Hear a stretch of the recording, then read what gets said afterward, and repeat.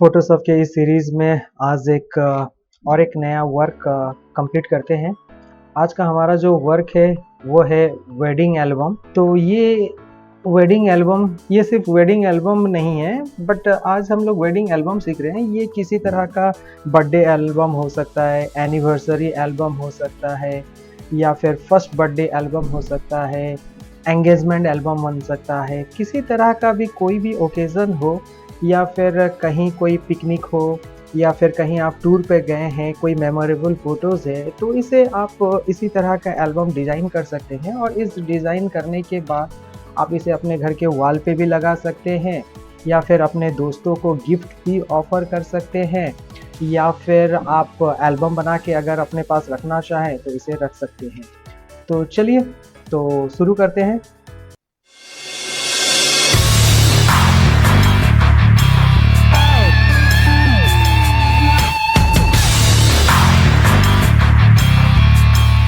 मैंने ऑलरेडी कुछ wedding photos और उसका बैकग्राउंड मैंने डाउनलोड कर लिया है, यहाँ पे है।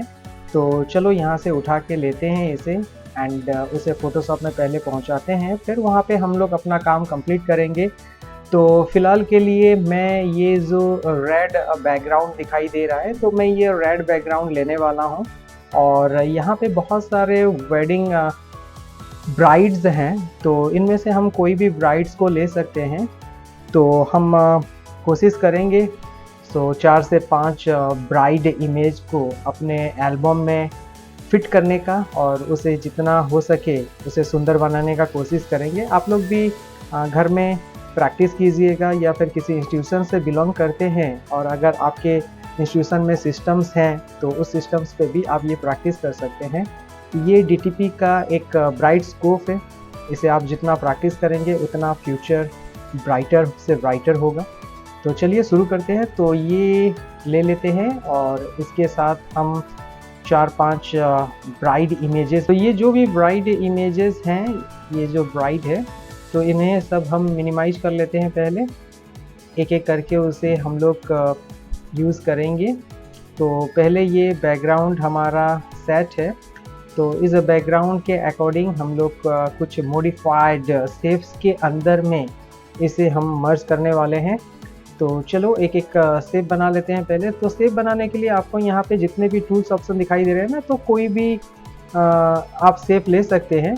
मैं यहाँ पे 2 से 3 शेप का यूज़ करने वाला हूँ। आप अपने अकॉर्डिंगली जो भी आपको शेप पसंद आए वो शेप को ले लीजिए, और फिर उसके अंदर हमें इसे क्लिपिंग मार्क्स करना है। मेजर थिंग ये है कि यहाँ पे उसे कैसे अरेंज करना है वही इम्पोर्टेंट होता है, बाकी प्रोसेस बहुत इजी होता है। जितने आप प्रैक्टिस करेंगे धीरे धीरे आपको आइडिया और क्रिएटिविटी आपको मिलती जाएगी, और आप मैं जो आपको एक्सप्लेन कर रहा हूँ आप मुझसे भी बेहतर फोटोग्राफी या फिर डिज़ाइन कर सकते हैं। तो चलो अब हमारा कस्टम शेप टूल पे चलते हैं। कस्टम शेप टूल में तो फिलहाल यहाँ पे इतने सारे शेप्स दिखाई दे रहे हैं, तो यहाँ से हम कोई भी शेप ले सकते हैं। तो फिलहाल मैं यहाँ पे जो शेप यूज़ करने वाला हूँ आज के लिए, तो चलो वो शेप ले लेते हैं। तो मैं ये शेप जो डायमंड शेप दिखाई दे रहा है, तो मैं फ़िलहाल आज ये डायमंड शेप को यूज़ करने वाला हूँ। शिफ्ट होल्ड करके अगर आप इसे ड्रैग एंड ड्रॉप करेंगे तो ये प्रॉपर शेप में ये डिज़ाइन होगा। तो कोशिश कीजिएगा प्रॉपर शेप में इसे डिज़ाइन करने का।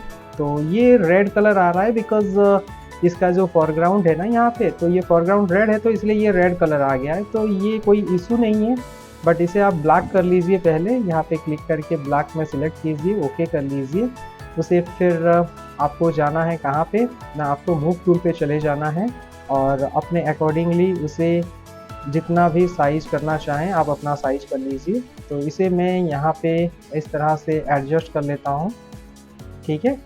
एंड इसे खींच लेते हैं, थोड़ा खींच के बड़ा करते हैं। देखिए यहाँ पे जब आप इसे छोटा करेंगे ना, इसे एंटर एक बार प्रेस कर लीजिए।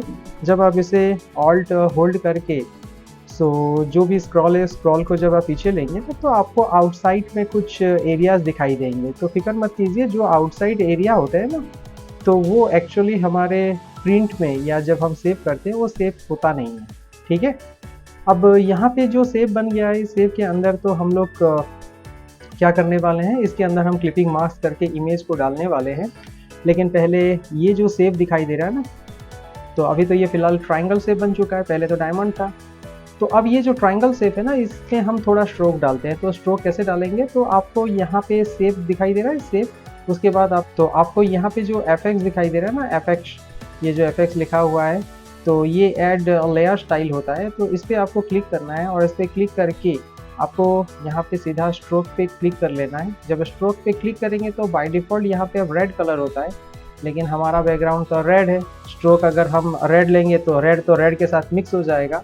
तो हम ये क्या करते हैं ना, स्ट्रोक के कलर को हम चेंज कर लेते हैं। तो स्ट्रोक के कलर के ऊपर क्लिक कीजिए और रेड कलर के ऊपर आई थिंक ये वाइट कलर थोड़ा ज़्यादा विजिबिलिटी हमें दिखाई देगा।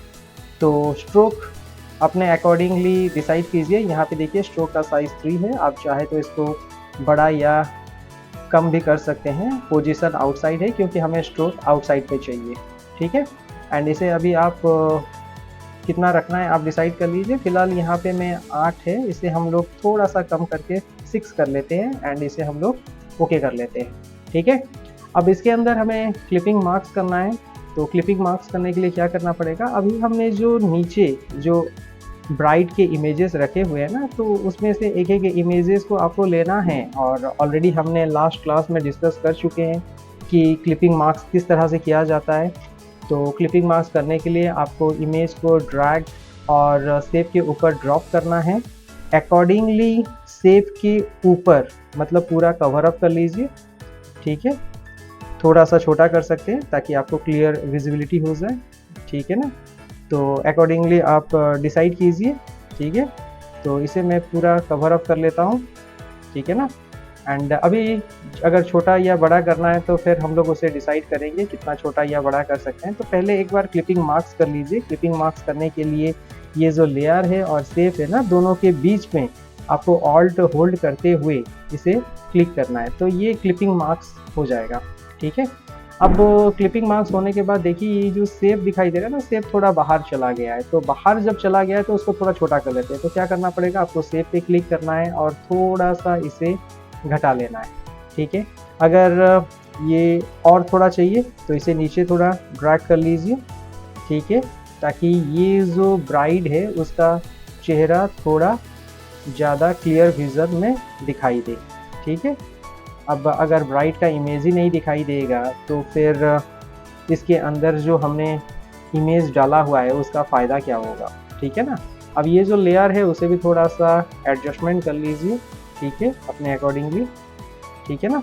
अब उसे थोड़ा सा सेट कर लेते हैं हम लोग फटाफट थोड़ा, ओके।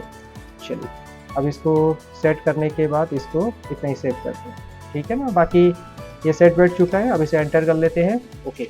अब यहाँ पे इमेज देखिए थोड़ा सा ब्लर आ रहा होगा because the image quality is not good. लेकिन आप जब करेंगे तो आप तो ओरिजिनल इमेज पे करेंगे या प्रैक्टिस के लिए करना है तो पिक्साबे या pixel is the best site जहाँ से आप HD क्वालिटी का इमेज डाउनलोड करके प्रैक्टिस कर सकते हैं, ठीक है। तो चलिए और दूसरा हम लोग शेप ले लेते हैं इसे डिज़ाइन बनाने के लिए। तो इसके साइड में और 2 शेप ले लेते हैं हम लोग। तो उसके लिए हम फिर से इसी मॉडिफाइड डायमंड शेप का यूज़ करने वाले हैं एंड इसे हम लोग पहले इसका कलर हम लोग चेंज कर लेते हैं ब्लैक कलर, ताकि बार बार उसे बदलना पड़ा पड़े, ठीक है। अब यहाँ पे आप एक शेप ले लीजिए, शिफ्ट होल्ड करके एक शेप ले लीजिए, ठीक है ना। अब जब शेप ले लेंगे उस शेप को पहले रिसाइज कर लीजिए अपने अकॉर्डिंगली, ठीक है। तो यहाँ पे इसे थोड़ा जूम करके काम कर सकते हैं ताकि यहाँ पे जो लाइन दिखाई दे रहा है ना, वाइट कलर का जो आउटर लाइन है और इसका जो वाइटर लाइन हो वो इक्वली हो, ठीक है, ताकि हमारा इमेज देखने में सुंदर लगे। ज़रूरत पड़े तो कंट्रोल होल्ड करके इसको थोड़ा सा घुमा लीजिए, ठीक है, ओके। और एक शेप ले लेते हैं, लेकिन शेप लेने से पहले हमें यहाँ पे उसका स्ट्रोक डालना पड़ेगा। तो स्ट्रोक डालने के लिए क्या करना है, हमें एफएक्स पे चले जाना है, स्ट्रोक पे चले जाना है और यहाँ पे जो स्ट्रोक रेड कलर है उसे क्लिक करके फिर से सेम प्रोसीजर में वाइट कर लेना है। एंड वाइट करने के बाद ये कितना पॉइंट है देख लेते हैं। ये 3 पॉइंट है, यहाँ पे 3 पॉइंट काफ़ी है बिकॉज ये छोटा सा शेप है, ठीक है। इसको थोड़ा सा और नीचे लेके आ जाते हैं, ठीक है।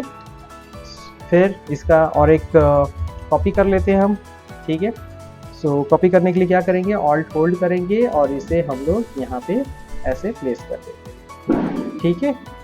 अब दूसरा काम क्या करना है, फिर ये दो शेप आ चुके हैं यहाँ पे, तो इस दोनों शेप को हमें क्या करना है, सिलेक्ट कर लेना है। दोनों शेप को एक साथ कैसे सिलेक्ट करेंगे, या तो आप यहाँ पे कंट्रोल होल्ड करके भी सिलेक्ट कर सकते हैं। सो यहाँ पे शेप टू कॉपी सिलेक्टेड है, कंट्रोल होल्ड कीजिए, शेप टू अब दोनों सिलेक्ट हो चुका है, ऑल्ट होल्ड कीजिए, ड्रैग एंड ड्रॉप कीजिए, ठीक है। और इसे हमें क्या करना है, कंट्रोल होल्ड करके ये जो ऊपर वाला ऑप्शन दिखाई दे रहा है ना, ये ऑप्शन या फिर ये नीचे वाला ऑप्शन, अब इसे आप ऐसे घुमा लीजिए, ठीक है। और इसे हम लोग यहाँ पे नीचे प्लेस करेंगे, ठीक है। थोड़ा पैरेलल सेट में रखेंगे इस तरह से, ठीक है। अब इसे अपने अकॉर्डिंगली आप सेट कर लीजिए ताकि ये जिस तरह से एल्बम आपका सुंदर दिखे, ठीक है। अब ये हो चुका है कंप्लीट। अब इतना कंप्लीट होने के बाद एंटर प्रेस कर दीजिए, थोड़ा जूम आउट करके देखते हैं अपना वर्क कितना दूर तक कंप्लीट हुआ है, ठीक है। अगर आप इसे और बड़ा करना चाहें तो भी बड़ा कर सकते हैं, यहाँ पे कोई इमेज देना चाहें तो यहाँ पे भी एक सेट कर सकते हैं, ठीक है। लेकिन यहाँ पे फ़िलहाल हम सेट करने वाले नहीं हैं, ठीक है। तो चलो फटाफट अब इस शेप के अंदर हम क्लिपिंग मार्क्स करके उसे भर लेते हैं इमेज को, ठीक है ना, एक एक करके भरते हैं। तो उसके लिए हम एक इमेज ले लेंगे, यहाँ पे एक इमेज दिखाई दे रहा है तो इसे ड्रैग करते हैं, ड्रॉप करते हैं एंड यहाँ पे इसे कंप्लीट कर लेते हैं। चलो अब इसको सिलेक्ट करते हैं पूरा, जैसे कि वो शेप के ऊपर कंप्लीट आ जाए, एंटर प्रेस कर लीजिए, ठीक है। और ये शेप देख लीजिए, जो इमेज है वो एक्चुअली किस शेप के ऊपर है, क्योंकि जब हम ब्लेंडिंग करें ना तो उसी शेप के अंदर में वो प्लेस होना चाहिए। अभी तो फिलहाल सारा शेप खाली है, आप किसी के ऊपर भी उसे यूज़ कर सकते हैं, बट अगर ज़रूरत पड़े सोच लेते हैं कि जो पहला शेप था, वो पहला शेप यहाँ पे था, ठीक है ना, जो छोटा शेप है, तो आपको क्या करना है ना, यहाँ से ये जो इमेज है उसको उठाकर लाकर इसके ऊपर प्लेस कर लेना है, ठीक है। और उसके बाद आपको फिर क्या करना है, ऑल्ट होल्ड करना है एंड जस्ट ये शेप और ये इमेज के अंदर में आपको लेफ्ट क्लिक कर लेना है, ठीक है।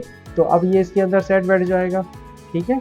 अब इसको आप इसके अंदर सेट बिठा लीजिए, ठीक है। अब इसका इमेज आप अपने अकॉर्डिंगली छोटा या बड़ा कर सकते हैं, ठीक है। तो फेस थोड़ा क्लियर दिखाई देना चाहिए, वरना फिर ये अच्छा लुक्स नहीं आएगा, ठीक है ना। ठीक उसी तरह से अब ये तो इमेज हो गया, अब इसका काम ख़त्म है, इसको बंद करते हैं। फिर दूसरा कोई इमेज ले लेते हैं, ये एक इमेज है, अब इसे भी आप ड्रैग करके अपने पेज पे ले आइए, ठीक है। अब जब इसको लेके आएंगे तो ये जो 3 वाला है, ठीक है ना, अब ये जो है, अब इसे किसके साथ वर्क करना है, तो इसे अकॉर्डिंगली आपको उसी शेप के ऊपर लेके जाना है जिस शेप के ऊपर आपको ये काम करना है, ठीक है। अब फिर क्या करना है, फिर से ऑल्ट होल्ड करना है, ठीक है, ऑल्ट होल्ड कीजिए और इसे आप क्लिपिंग मार्क्स में डाल दीजिए, ठीक है। अब इसके अंदर ये सेट बैठ चुका है, ठीक है। अगर इसे आप थोड़ा सा छोटा करना चाहें अकॉर्डिंगली शेप, तो चाहे छोटा कर सकते हैं, छोटा बड़ा जो भी करना है आप अपने अकॉर्डिंगली प्लान कर सकते हैं, ठीक है। अब नेक्स्ट आ जाते हैं, अब ये शेप है ना, अब ये शेप एक बार क्लिक करके देख लेते हैं कौन सा, यस ये शेप है। तो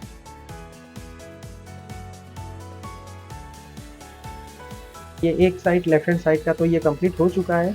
अगर आप इतना ही में रुकना चाहते हैं तो रुक सकते हैं, यहाँ पे कोई कोर्स वर्ड्स लिख लीजिए, बट हम राइट हैंड साइड को भी फिल करने वाले हैं एंड राइट हैंड साइड को हम लोग फिल करेंगे थोड़ा ओवल शेप से, ठीक है ना। तो ओवल शेप से उसे शेप फिल करने के लिए क्या करेंगे, अब हम वही शेप पे चलेंगे एंड यहाँ पे कस्टम शेप टूल पे जाएंगे और यहाँ से हम एक सर्कल ले लेंगे, उस सर्कल को हम मॉडिफाइड शेप में कन्वर्ट करेंगे। तो फिलहाल मैं ये सर्कल ले लेता हूँ और ये सर्कल को हम यहाँ से ऐसे कंप्लीट कर लेते हैं इस तरह से, ठीक है। आपको जो भी शेप पसंद आए आप वो शेप ले सकते हैं, ठीक है ना। तो इसको कंप्लीट कर लेते हैं, मूव टूल पे चलते हैं, अपने अकॉर्डिंगली उसे छोटा बड़ा जो भी करना है हम उसे कंप्लीट कर लेते हैं पहले, ठीक है ना। तो फिलहाल इतना ही रखते हैं, इसे एंटर प्रेस करते हैं। अब हम जो भी अपना शेप है अब वो शेप ले लेते हैं यहाँ पे, तो ये शेप ले लेते हैं, ठीक है ना। तो अब जब ये सेव लेंगे तो इसे ड्रैग एंड ड्रॉप कर लेना है अकॉर्डिंगली। ठीक है, अब इसे क्या करना है, कुछ नहीं करना है, ऑल्ट प्रेस करना है। ऑलरेडी आप प्रैक्टिस कर चुके हो, बार बार प्रैक्टिस करोगे तो और ज़्यादा अट्रैक्टिव बन जाएगा। फिर शिफ्ट होल्ड करके जो भी हमें सेव प्लेस करना है हम अपने अकॉर्डिंगली सेव को प्लेस कर लेते हैं। ठीक है, इमेज सेव से थोड़ा ज़्यादा बड़ा है तो इमेज को हम उसके अकॉर्डिंगली थोड़ा सा सेट करते हैं ताकि उस सेव के अंदर हमारा इमेज क्लियरली विजिबल हो। ठीक है, तो यहाँ पे हमने एक चीज़ छोड़ दिया है, तो फिक्र करने की कोई बात नहीं है। एक्चुअली ये जो सेव है ना, तो सेव के जो आउटसाइड में जो हमें स्ट्रोक डालना चाहिए वो भूल गए हम। तो ठीक है, चलो डाल लेते हैं। एफएक्स पे चलते हैं। एफएक्स जाने के बाद आप लोग को यहाँ पे चले जाना है, कहाँ पे, सो स्ट्रोक ऑप्शन पे चले जाना है। ये रेड है, रेड पे आपको वाइट को क्लिक कर लेना है, ओके कर लेना है और आपको जो स्ट्रोक से थोड़ा सा बढ़ा लेना है। कितना, मैं अभी फिलहाल 6 पॉइंट्स पे रखता हूँ, आप अपने अकॉर्डिंगली बढ़ाना, ज़्यादा मत बढ़ाना, ख़राब हो जाएगा। ठीक है, तो फिर क्या करेंगे, तो फिर हमें क्या करना है, और एक शेप ले लेते हैं, उसी तरह का सर्कल ले लेते हैं। तो सर्कल, फिर से सर्कल ले लेंगे एंड सर्कल को हम यहाँ क्या करेंगे, फिर से यहाँ पे प्लेस कर लेते हैं। तो उसको सुधार लेते हैं फटाफट। ठीक है ना, एंड ये जो शेप है, अब ये शेप को भी हमें थोड़ा सेट करना पड़ेगा, तो सेट कर लेते हैं इसे। तो ये है शेप 3। अब ये शेप 3 थोड़ा सा हमें पीछे लेके जाना पड़ेगा। किसके पीछे, तो इसे हम आ जाते हैं अपने शेप 4 के पीछे। ठीक है, शेप 4 के पीछे जब आ जाएंगे तो फिर हम उसे अपने अकॉर्डिंगली उसे अब सेट कर लेते हैं। ठीक है, चलिए फटाफट उसको सेव करते हैं हम लोग, एंटर प्रेस करते हैं। ठीक है, और एक इमेज ले लेते हैं अपन। ठीक है ना, तो और एक इमेज लेने के लिए ये इमेज सही है। ठीक है, तो इस इमेज को ड्रैग एंड ड्रॉप करते हैं यहाँ पे। अब जब ये ड्रैग एंड ड्रॉप हो जाए तो अकॉर्डिंगली आप उसको छोटा या बड़ा कर सकते हैं। ठीक है ना, तो पहले छोटा या बड़ा अपने शेप के हिसाब से उसे सेट कर लीजिए ताकि हम जब उसे क्लिपिंग मास्क करें तो उसके अंदर में वो प्रॉपरली सेट कर जाए। ठीक है, तो ये ऑलरेडी आप लोग का एक फ़ोटो एल्बम बन चुका है। तो इसी तरह से आप प्रैक्टिस कीजिए और इसको फाइनली सेव कर लेते हैं। एक बार सेव करके चेक करते हैं ये दिखता किस तरह से है। सो ऑल्ट कंट्रोल एस प्रेस कर लीजिए। वेडिंग पिक लिखा है, वेडिंग, इसे मैं वेडिंग एल्बम नाम दे देता हूँ। ठीक है, सो वेडिंग एल्बम। ठीक है, और इसे हम PNG या JPG में सेव कर सकते हैं। JPG is the best option. ठीक है, JPG बेस्ट ऑप्शन होता है, तो JPG फॉर्मेट में सेव कर लेते हैं। फिलहाल मैं डेस्कटॉप में सेव करता हूँ आप लोग को दिखाने के लिए। 12 इसका जो साइज़ है, लार्ज साइज, उसे रखिए 12 पे रखिए, मैक्सिमम रखिए। ठीक है, और उसे ओके कर लीजिए। ओके करने के बाद इसे हम लोग मिनिमाइज करते हैं, इसे बंद करते हैं और जो अभी हमने बनाया उसे डबल क्लिक करके एक बार ओपन कर लेते हैं, चेक कर लेते हैं। अब देखिए ये किस तरह का लुक आ रहा है। ठीक है ना, तो ये अच्छा लुक आ रहा है। तो इसी तरह से आप डिफरेंट टाइप्स का वेडिंग एल्बम डिफरेंट शेप्स के अंदर आप प्लेस कर सकते हैं। तो ये जो फर्स्ट इमेज है, तो ये फर्स्ट इमेज थोड़ा सा अलग दिख रहा है बिकॉज ये थोड़ा सा ब्लर इमेज है, HD क्वालिटी का इमेज नहीं है। आप अगर अच्छा इमेज यूज़ करेंगे तो ये अच्छा बनेगा। ठीक है ना, तो इसी तरह से आप प्रैक्टिस करते रहिए और सीखते रहिए। फिर मिलते हैं। जय हिंद।